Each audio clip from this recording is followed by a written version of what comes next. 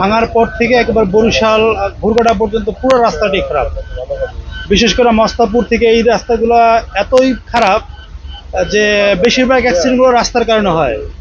যে গাড়ির ড্রাইভারদের কারণে হয় বিষয়টা তা না, রাস্তার কারণে হয়। আর হচ্ছে আমাদের খুবই ভোগান্তি হয় রাস্তার মধ্যে, কারণ গাড়ি ব্রেক করলে আমরা সিটে বসে থাকতে পারি না।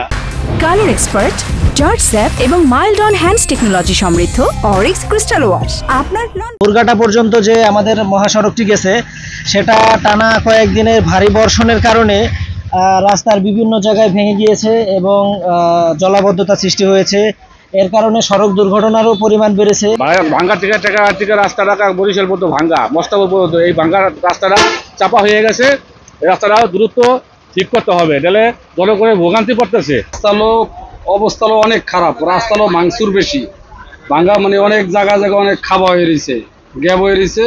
এই রাস্তা ক্লিয়ার না হওয়া পর্যন্ত গাড়ি চালাই কোনো শান্তি নেই। টায়ার ছুটে যায়, চাক্কা বাস্ট হয়ে যায়, গাড়ি ব্রেক মালা একদিক টান দিলে যায়, খাবার মধ্যে বিভিন্ন ধরনের সমস্যা হইতে পারে। ওই রাস্তা এটা ফোর লাইন করা দরকার, আর রাস্তা হলো মেরামত করা দরকার ইমার্জেন্সি। এই রাস্তাটা ভাঙা বরিশাল রাস্তা একটা লিগেসি হাইওয়ে, আমরা যেটা বলি যে 60-এর দশকে হাইওয়ে ছিল, তখন এটা তো এত চড়াও ছিল না, আর এটা নিচের লেয়ারগুলো এভাবে ডিজাইন করা হয় না। আমরা রিপেয়ার করার সময় কেটে দেখেছি যে আমাদের নিচে মাটির উপরে হলো গিয়ে হয় ম্যাকাডাম অথবা এইচবিবি, আর তার ঠিক উপরে বিটুমিনের লেয়ার।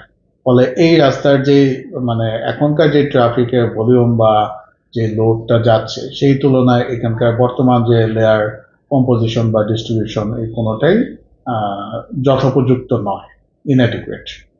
অতি দ্রুত এই রাস্তাটা আমাদের প্রশস্তকরণ করা প্রয়োজন।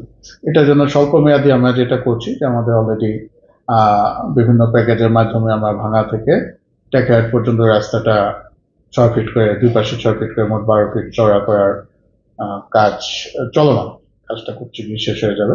ঢাকা বরিশাল মহাসড়কের দুর্ঘটনার অন্যতম কারণ হচ্ছে এই রাস্তাটি অপ্রশস্ত। বিশেষ করে পদ্মা সেতু হওয়ার পর থেকে এই রাস্তায় প্রচুর পরিমাণে গাড়ি চলাচল বৃদ্ধি পেয়েছে। এই রাস্তাটি প্রশস্ত করা গেলে দুর্ঘটনা কমিয়ে আনা সম্ভব হবে। একই সাথে ইদানিং প্রচুর বৃষ্টিপাতের কারণে রাস্তার বিভিন্ন জায়গায় খানাখন্দে ভরে গেছে। এই বিষয়টি এখন এই দুর্ঘটনায় যুক্ত হয়েছে। আমরা ইতিমধ্যেই রোডস অ্যান্ড হাইওয়ে বিষয়টি অবহিত করেছি, তারা এটি কাজ করছে। যদি পুরোপুরিভাবে কাজ করা সম্ভব হয় আমরা আশা করি দুর্ঘটনা কমিয়ে আনা সম্ভব হবে।